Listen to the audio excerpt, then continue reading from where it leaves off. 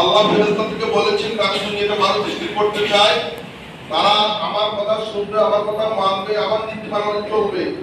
তখন ফেরেশতারা বলছিল না, তারা দুনিয়াকে বেত্তবাদ সৃষ্টি করবে, অনিয়ম করবে, অন্যায় করবে, আপনারা তো আপনার কথা শুনতেছেন। আল্লাহ বলছিল আমি যা জানি তোমরা তা জানো। আল্লাহ থেকে কোরআনের আয়াতে বলেছে ওয়াইদা ক্বালা রাব্বুকা লিল মালাইকাতি ইন্নী জাইলুন ফিল আরদি খালিফা ক্বালা আতাজআলু ফিহা মান ইফসিদু ফিহা ওয়া ইয়াসফিকু দিমা ওয়া নাহনু নুসাব্বিহু বিহামদিকা ওয়া নুqaddisu লাক ক্বালা ইন্নী আ'লামু মা লা তা'লামুন।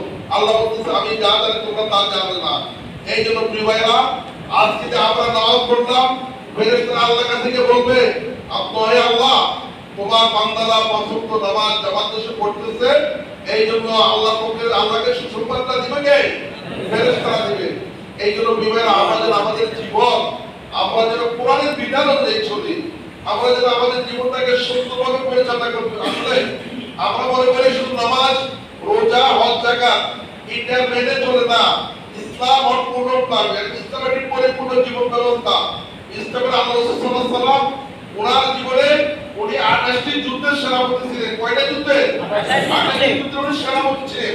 আবার উনি মসজিদের ইমাম ছিলেন, মসজিদে নববী। আবার উনি রাষ্ট্রনায়ক ছিলেন, রাষ্ট্রের প্রধান ছিলেন। এই জন্য আল্লাহ রাসূল ইসলাম প্রতিষ্ঠা করে গেছেন কোরআন এবং সুন্নাহর আলোকে। আমরা মুসলমান হিসেবে দাবি করি, তাহলে আমাদেরকে সেই কোরআন অনুযায়ী, সুন্নাহ অনুযায়ী আল্লাহ রাসূল সাল্লাল্লাহু আলাইহি ওয়াসাল্লাম আমাদের জন্য সুপারিশ করতে আমরা সবাই চাই না? এই জন্য আমরা যদি সেই রাসূলের আদর্শ লাগাতে কারা রাখবো, তিনি রাসূলুল্লাহ উসওয়াতুন হাসানাহ, রাসূল আদর্শ উত্তম আদর্শ।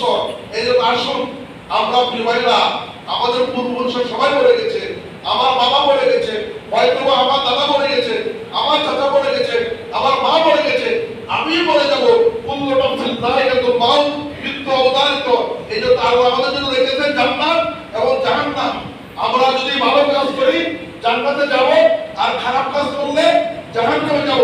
আমরা কেউ কি জাহান্নামে যেতে চাই? না।